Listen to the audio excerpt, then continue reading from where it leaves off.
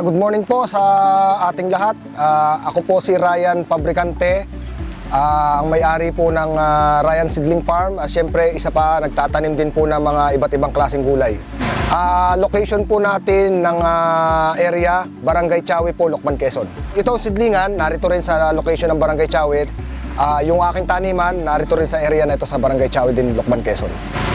Kalimitan po mga seedling dito, mga vegetable seedlings like kamatis, talong, repolyo, pipino, papaya, at halos lahat po ng mga vegetable, broccoli, lahat na po ng pwedeng ipa-seedlings at saka lahat ng pwedeng itanim ng ating mga magtatanim.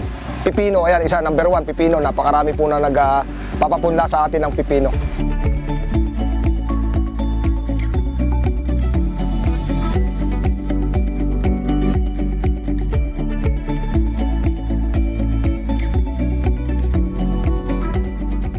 Yung pipino na nabanggit ko kanina na pinapupula ng ating mga magpaparmer, siyempre ako, nagtatanim din po ako, hindi lamang po seedlings yung aking pinoproduce.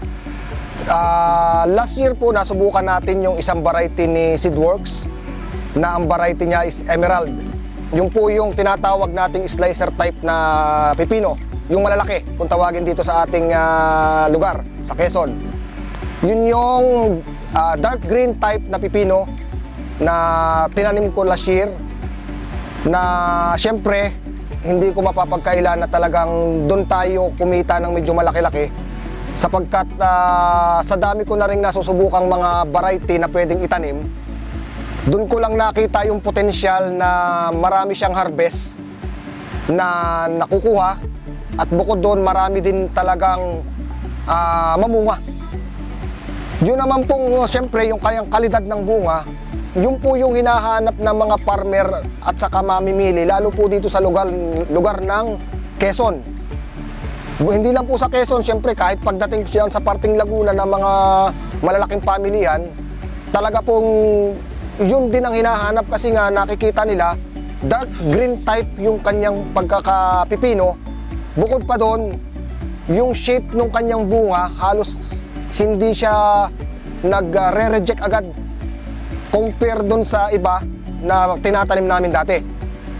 Yung last year na tanim ko, parang 12,000 puno yata yon. Humarbest siya ng first harvest namin, 1,100 kilos.